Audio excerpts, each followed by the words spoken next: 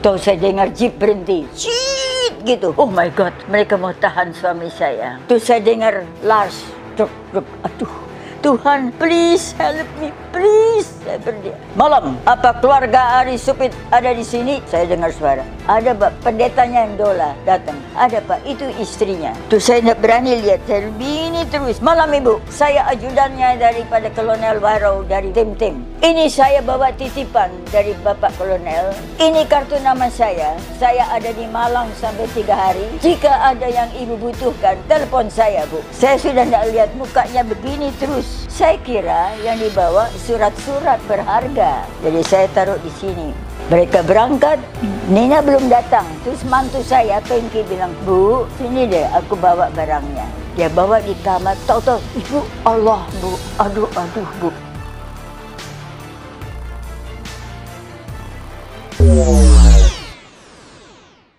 Nama saya Ibu Margaret Sophie Supit Warau. Umur saya baru 93 tahun tambah 3 bulan. Nanti bulan Agustus saya jadi 94. Suami saya sudah lama meninggal dan saya sendiri punya anak kandung 5 orang. Yang tertua, yang sulung dan yang nomor 2 sudah meninggal. Tinggal sekarang ada 3. Cucu saya ada 8. Cicit saya ada 5. Semoga saya tidak salah ngitung. Tetapi anak-anak angkat saya banyak sekali. Cucu-cucu angkat pun banyak sekali. Semua pada suka memanggil saya Oma atau Ibu. Dan saya bahagia sekali. Hidup saya memang heboh. Bapa saya seorang pendeta. Tetapi waktu perang Jepang dibunuh oleh Jepang. Ibu saya selama dia hidup saya yang jaga. Dan ibu saya yang bantu urus cucu-cucu. Sehingga saya bisa cari uang, bisa kerja. Karena suami saya seorang tentara. Tidak usah sebut pangkat. Tapi dia serdadu. Orangnya ganteng, pinter, ramah dan baik sekali sama orang-orang. Tetapi kami hidup bahagia, sekonyong-konyong timbul penyakitnya memberontak. Mereka pakai kata memberontak. Itulah waktu Permesta lahir. Jadi oleh kerana suami saya orang Manado, makanya beliau diminta gabung untuk membantu Sulawesi Utara menyelamatkan kehidupan dan keberuntungan dan hasil daripada tanah air kita tidak akan dikirim ke pulau-pulau lain. Sehingga kami terlibat dalam pergolakan. 3 tahun lebih kami hidup dalam hutan. Dan setelah itu kembali ke pangkuan Ibu Pertiwi. Tetapi suami saya tidak lagi diperkenankan untuk bekerja sebagai perwira tinggi. Sehingga dengan pertolongan teman-teman dari Siliwangi, pasukannya beliau, dia diterima pensiun. Sifat suami saya berubah 100%. Lemah, sudah tidak ada semangat. Dan sayalah yang harus cari uang. Anak saya yang 5 orang masih kecil-kecil. Waktu di hutan, saya masih di hutan baru 3 anak saya. Keluar di hutan bertambah 2, jadi 5 orang. Saya tidak punya keahlian, tetapi keahlian saya satu-satu hanya untuk menjadi jururawat, nurse. Dan nurse itulah yang namanya saya ini adalah dibuang ke Sumatera Barat karena papa saya setelah pendeta di Palembang ditangkap dan kami semua dipindahkan ke Bukit Tinggi. Dan itu ceritanya berbeda. Tetapi perlu saya beritahu di sini bahwa meskipun ayah saya pendeta, saya sendiri waktu itu masih benar-benar kosong dalam beriman. Dan selalu saya berdoa, asal sebut nama Bapa kami di sorga, itu sudah, mengerti aja tidak. Sehingga kehidupan saya itu antara kemauan saya sendiri dan jarang berdoa meminta tolong sama Tuhan. Tapi anehnya, setiap kali kalau saya dihadapi oleh kesulitan, bahaya atau kesedihan, saya hanya sebut nama Yesus. Itu saya ingat, dari kecil diajarin sama Papa saya. If you are in trouble, just mention His name. Disitulah pegangan saya selama saya hidup sampai sekarang. Ada apapun yang saya hadapi, nomor 1 yang saya sebut nama Yesus. Sehingga sampai pada saat ini saya betul-betul bahagia karena di umur usia ini saya sudah dekat sama Tuhan. Saya utamakan apa yang saya ajar. Saya baca Alkitab. Saya berusaha menolong orang melalui doa, menjadi sahabat yang baik, dan nomor satu adalah mengutamakan kehendak Tuhan Yesus Kristus.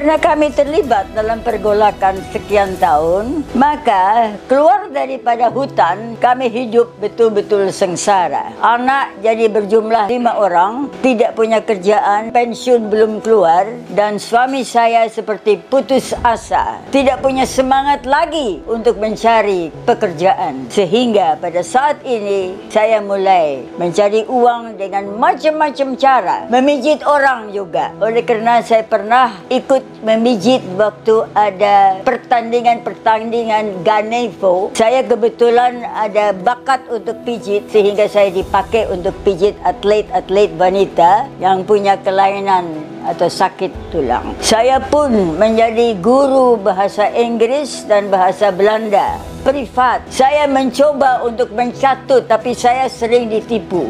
Bukan terbalik, bukan saya nipu, terbalik, aku malahan ditipu. Sampai hampir ketangkap, dibawa ke polisi karena cincin yang akan dijual yang saya pegang, dipegang orang lain dan orang lainnya kabur. Disitulah saya alami penderitaan, dihina orang-orang, tidak ada yang mau kenal sama saya lagi. Mereka semua lupa siapa itu Ibu Supit. Mereka tidak mau tahu, tidak mau kenal. Teman-teman dekat pun tidak mau kenal. Di situ saya mulai cari Tuhan. Karena saya lihat bahwa manusia tidak bisa diharapkan dalam keadaan sulit dan sedih dan sengsara. Sehingga pada saat saya harus masuk penjara, saya sudah pamit ke mama saya dan anak-anak, dan saya bilang, Mama berdoa, pasti Tuhan kasih makan. Aku tidak lama kok di penjara. Saya naik becak dari Bendungan Hilir menuju ke penjara wanita. Polisi tambang, jalan tambak. Anehnya di pertengahan jalan ada mobil ferry berhenti. Hei, Kharit, kemana kau? Bahasa Padang. Saya kaget. Tu saya lihat itu adalah Bapak Hasrul Alim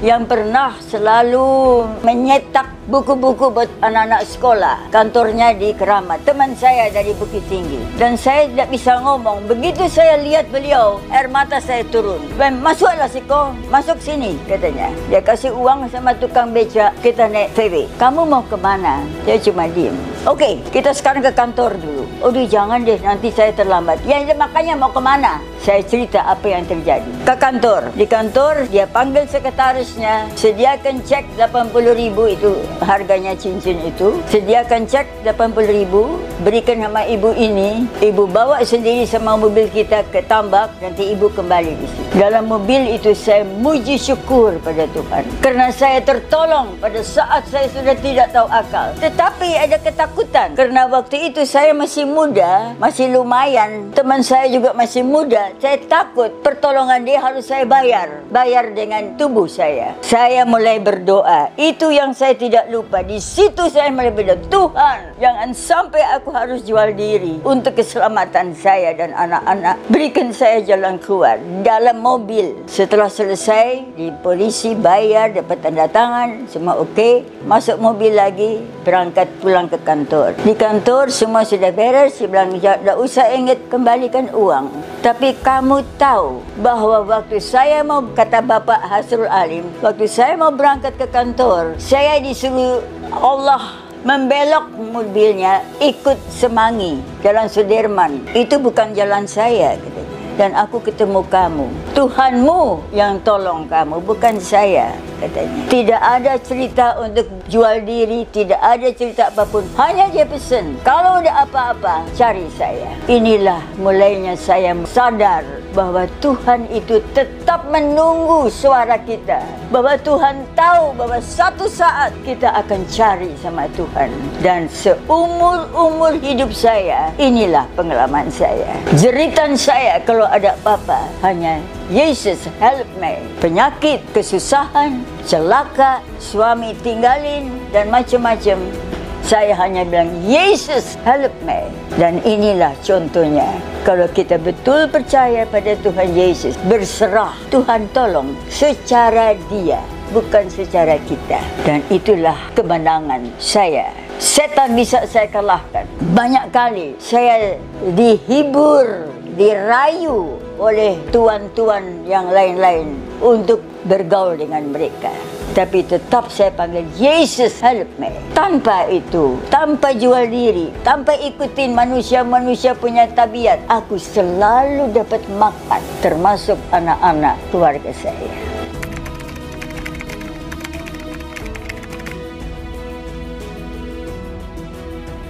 Ada satu pengalaman yang perlu saya ceritakan, bahwa karena saya mungkin terlalu banyak kerja, berjalan kaki, memijit orang, dan macam-macam pekerjaan asal dapat uang dengan halal ceritanya, saya mengeluarkan darah banyak. Memang waktu saya di hutan di Sulawesi Utara bersama suami ikut pergolakan, saya berapa kali mengalami abortus. 4 kali. Dan oleh kerana tidak ada dokter, pengobatannya seadanya sesuai orang-orang tua di sana. Jadi tidak lengkap. Sehingga mungkin itu saya jatuh sakit, dan ternyata waktu saya sakit dan diperiksa di rumah sakit Pelni, dokter katakan saya harus opname karena ada gejala-gejala kanker. Berarti saya harus dirawat di rumah sakit Pertamina. Aku tidak bisa bilang perasaan apa yang saya dapat dalam hati saya. Saya cuma katakan begini sama Tuhan, Yesus, kalau aku memang harus menderita sakit kanker dan aku memang harus Engkau panggil,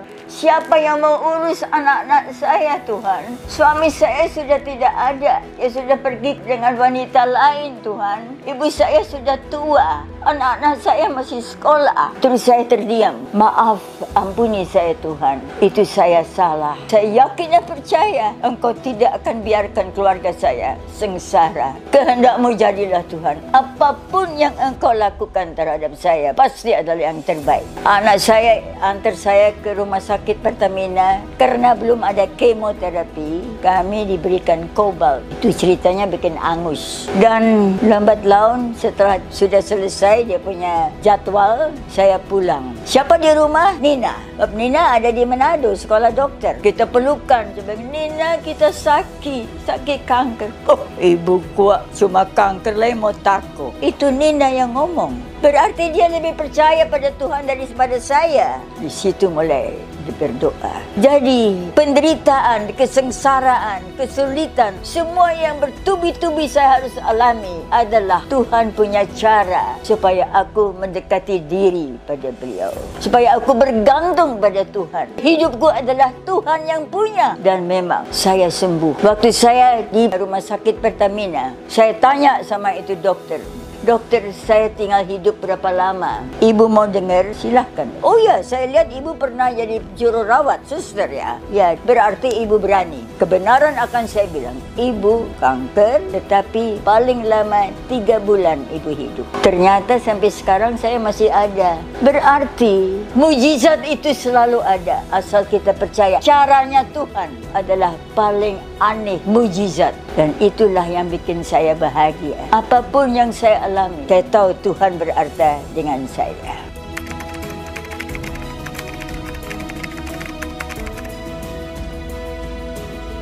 Selama saya itu hidup sebagai seorang wanita yang harus mencari nafkah, ternyata aku juga terpakai untuk beberapa tugas yang betul-betul tidak mudah. Pertama, saya pernah dipakai untuk menjadi pemimpin, mendirikan satu persekutuan daripada ibu-ibu dari Sulawesi Utara untuk membantu orang-orang yang susah, membangunkan iman mereka yang kurang beriman, dan mencari jalan keluar untuk mereka yang tidak tahu caranya untuk hidup mencari nafkah sendiri. Dan kami ditunjuk sebagai ketua. Disitulah Tuhan berikan kesempatan pada saya, berdoa pada saya, aku akan menolong kamu. Jadi hidupku dari pagi, sore, siang, malam berdoa terus. Karena saya takut berbuat salah, takut membimbing dan mengarahkan anggota-anggota dari persekutuan saya, Naomi, Tabita dengan PWP, Pasukan Wanita Permesta. Itu tigalah di situ saya alami. Cara memimpin dengan bijaksana dan hikmat. Tapi nomor satu, meminta selalu bimbingan dan pengarahan dari Tuhan. Memang saya tidak sempurna dalam segala hal, tapi saya selalu bilang sama Tuhan, meskipun saya belum berpengalaman, belum punya kepandaian dalam memimpin satu persekutuan, satu organisasi, tolong Tuhan, arahkan saya ke situ. Dan sampai saat ini, saya belajar untuk jangan sekali-sekali menonjolkan diri sebagai pemimpin, tapi sama-sama dengan para anggota-anggota mencari jalan keluar, solusi, akal, dan kebijaksanaan supaya kita bisa jalan terus dan berhasil.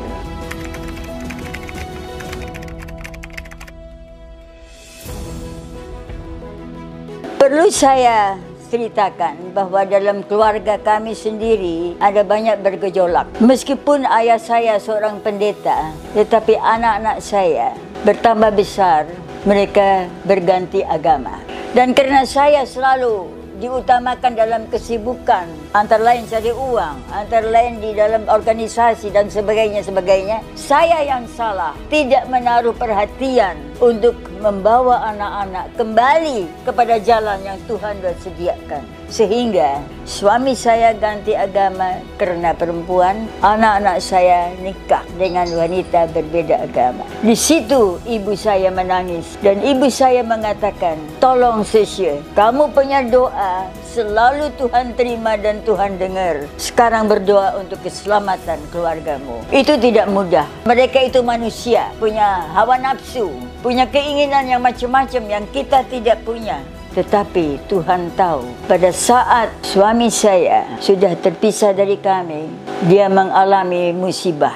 Mereka mau bikin dia dukun. Mereka mau ajak dia menjadi satu tokoh agama. Tetapi dia terserang oleh penyakit yang luar biasa. Dan begitu saya dengar bahwa dia sakit, saya kirim berita kepada dia bahwa kalau kamu mau sembuh, kembali kepada Yesus. Aku tidak bisa apa-apa. Aku hanya bisa bantu berdoa. Tidak ada jawaban. Tetapi tahu-tahu kita dapat telefon dari tentara polisi ya, dia dari Blitar, bapak sudah parah. Kalau ibu bisa datang sebab mereka kerumunin dia punya harta sekarang, yang dia punya istri sekarang, tapi dia tidak kahwin resmi.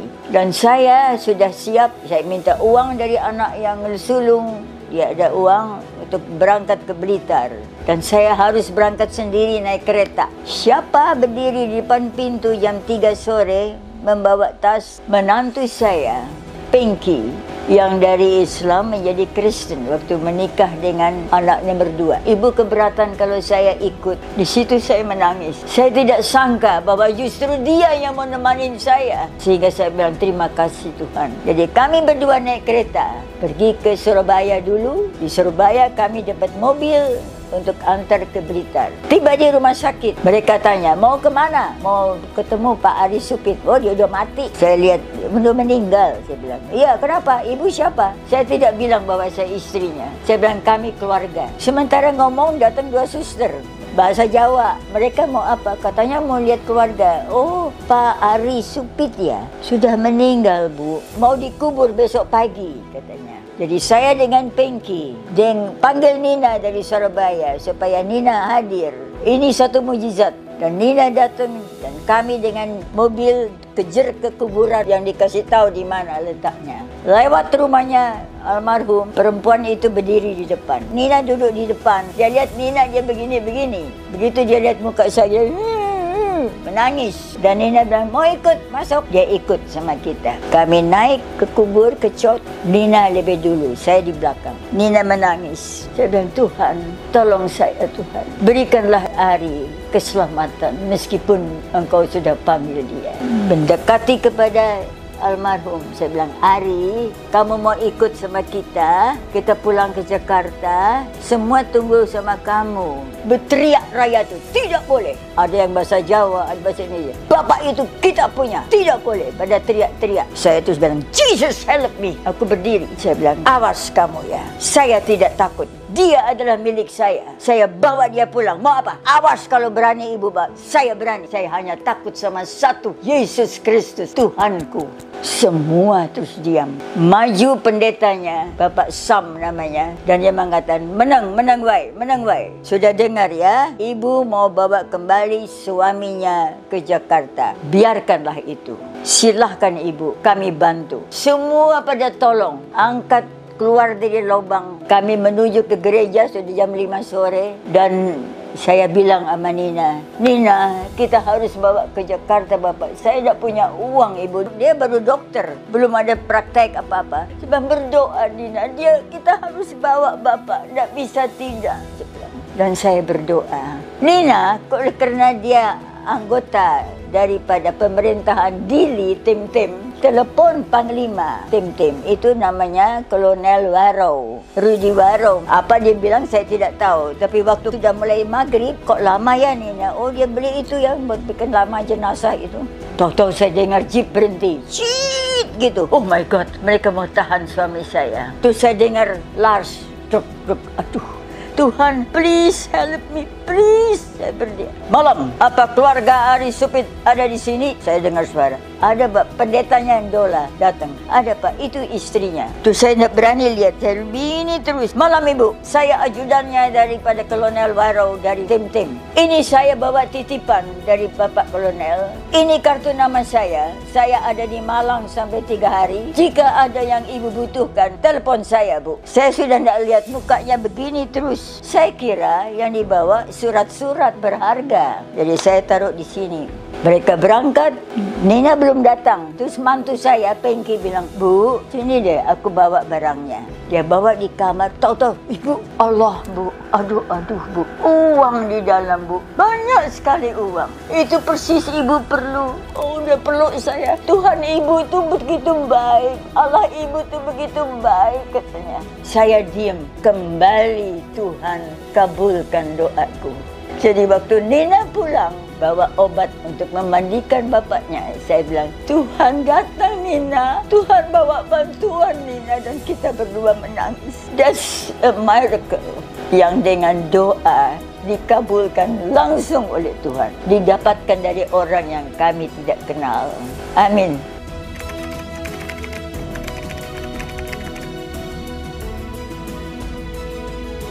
Sebenarnya saya itu sudah diberitahu bahwa oleh para kawan-kawan suami saya dari tentara, antara Jenderal Sulihin, Jenderal Kusno Utomo, dan ada 4-5 orang, Leolo Pelisa semua, bergumul bersama sehingga dikeluarkan oleh pemerintah surat bahwa Ari Supit wajar dan berhak untuk diberikan pensiun. Nah, saya ke Blitar kasih tahu. Terus mereka, ya tapi ini ada istrinya Bu. Kasih lihat. Ibu begini katanya. Kepala Blitar, keuangan Blitar itu mengerti. Ibu kalau bisa kembali ke Jakarta, minta 5 tanda tangan dari pejabat-pejabat dari Angkatan Darat. Dengan 5 tanda tangan kami keluarkan. Saya kembali ke Jakarta, berdoa lagi. Tuhan, saya ini mau naik beca, masuk ke Sekretaris Jenderal dari Presiden, masuk ke Kementerian Pertahanan, ke Bapak Lopolisa, Kusno Utomo, Sulihin sudah di Sekjen Presiden, 5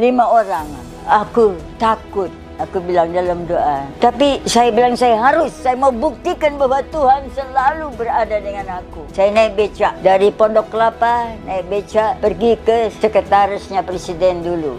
Istana, ada penjaga. Saya keluar dari becak, kamu tunggu ya. Tuh jaga dia mau naik becak, mau ngapain? Mau kemana Bu? Saya mau menghadap Bapak Sulihin. Ibu kenal. Dia terus telefon, suruh terus aja masuk di security, itu dijaga. Ibu siapa? Saya Ibu Supit. Suami saya bekas tentara, tetapi terlibat dalam pergolakan. Jadi sekarang tidak ada pekerjaan, tidak boleh masuk tentara lagi, dan tidak diberi pensiun. Dan saya mau minta tolong duit sama Pak Solihin. Bukan, minta tolong tanda tangan aja. Oh, tunggu Bu. Namanya siapa? Bu Supit. Dia masuk. Dia keluar. Bu, masuk Bu, masuk katanya. Dan saya masuk. Nah, kamarnya gelap. Kita berdiri di terang. Solihin bicara. Ini anaknya Ari atau istrinya? Katanya dia begini. Istrinya Pak. Loh, kok panggil Bapak? Biasanya panggil saya biasa kok. Ayo masuk. Puji Tuhan. Dengan ramah dia sambut saya. Saya cerita sambil saya omong, air mata saya keluar. Ambil sapu tangannya dia. Saya sudah habis air matanya. Oke. Tunggu, saya kasih surat dengan tanda tangan saya. Dia panggil sekretarisnya, tek ini. Dan langsung kasih, saya mau tanda tangan, kasih ibu ini. Sudah. Lalu saya ke Kostrad. Itu di situ Lopelisa. Kolonel Lopelisa. Samik Mawon. Langsung dikasih masuk. Tapi Kolonel Lopelisa memang kawan baik. Dan dia juga tidak banyak repot. Kusno Utomo. Terus ada 3 lagi. Pokoknya saya dapat 5 tanda tangan hari itu juga. Dan saya naik bus. Dengan itu surat-surat yang sudah ditandatangan oleh mereka, saya berangkat ke Blitar. Masuk ke Blitar jam 8 pagi. Dari Blitar harus ke pemerintahan Jawa Timur situ. Kasih lihat sama keuangan sana. Mereka sampai goyang kepala. Ini 5 tanda tangan ini pemerintah ini katanya. Jadi saya dikasih surat langsung. Dan setelah 3 minggu keluar dana, termasuk bulan-bulan tahun-tahun yang belum pernah diterima pensiun. Itulah buat uang sekolahnya Nina. Jadi ini semua untuk setiap persoalan. Dengan sebut nama Tuhan Yesus aja, nggak usah sebut macam-macam. Tuhan sudah tahu dan mendengar. Aku malam-malam kalau berdoa, lain kali udah ngantuk setengah mati, udah kacau balau itu. Omongannya udah tidak benar. Tapi akhirnya bilang, ampuni saya Tuhan. Kata-kata saya sudah ngaco. Saya sudah ngantuk Tuhan, ampuni saya. Saya apapun yang saya akan lakukan, saya bawa dalam doa. Tidak pernah saya kecewa. Dan inilah menerima pensiun ini sampai banyak orang heran bahwa dalam 1 hari dapat 5 tanda tangan dari pejabat-pejabat tinggi yang orang semua dengar nama mereka aja udah gemeteran deh. Tuhan buka pintu buat saya. Waktu saya sedang berangkat ke Blitar untuk mengusahakan mendapatkan surat pensiun, maka saya dapat jawaban daripada orang-orang kantor di sana bahwa di sini ada surat dan dikasih lihat kepada saya, ditandatangan oleh camat, tapi camat bukan dari Bendungan Hilir, camat dari Blitar, bahwa istri daripada almarhum Bapak Ari Supit sudah meninggal. Jadi berarti berhak aku meninggal, pensiun dikeluarkan kepada namanya Mar. Dan itu sudah pasti dan nyata bahwa saya itu akan kalah. Tetapi pejabat yang di Malang, kepala pensiunan dari Angkatan Darat, waktu dia dengar cerita saya, dia yang usul minta 5 tanda tangan daripada pejabat Angkatan Darat bahwa ibu masih hidup dan inilah kebenarannya. Itu juga pertolongan dari Tuhan.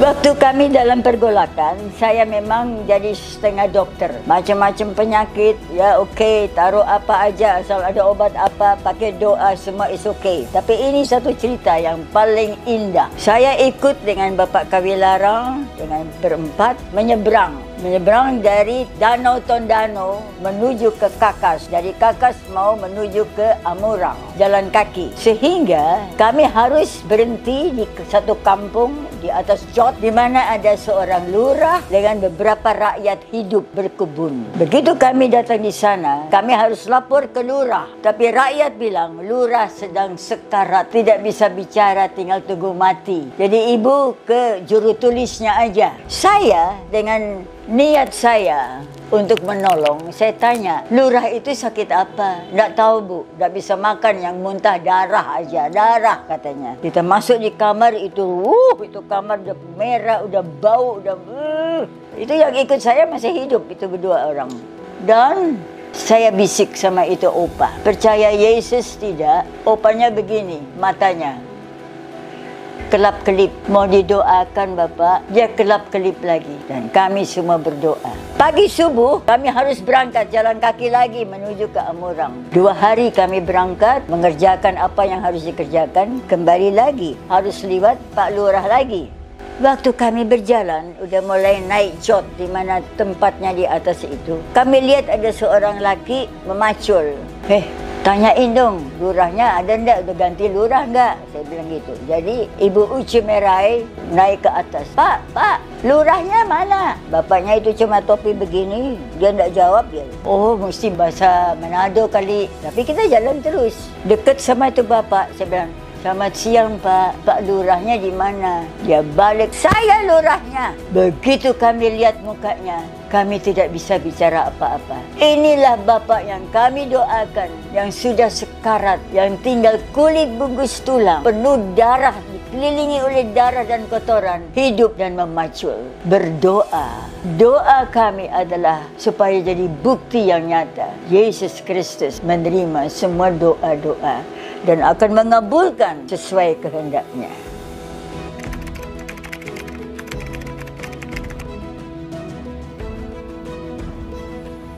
Sekarang, sebelum kita akhiri riwayat kami ini, kami ingin menyampaikan satu pesan. Pesan untuk para wanita. Wanita yang masih muda, yang punya harapan besar akan kehidupan yang bahagia. Saya rasa sebagai wanita, kita sebenarnya memegang satu peranan yang paling hebat. Paling hebat apanya? Karena pria tidak bisa hidup tanpa seorang wanita. Wanita kadang-kadang bisa menjadi pria. Keberaniannya, ketegarannya, dan keberanian dan ketegarannya datang dari apa? Percaya pada Yesus. Kalau dari kecil kita udah didik anak-anak kita bahwa hidup kita adalah milik Tuhan Yesus, sehingga apapun yang kita butuh, apapun yang kita hadapi, apapun yang kita alami, dan apapun tugas kita adalah menjalani kehidupan kita sesuai kehendaknya Yesus Kristus. Dan itu yang saya alami.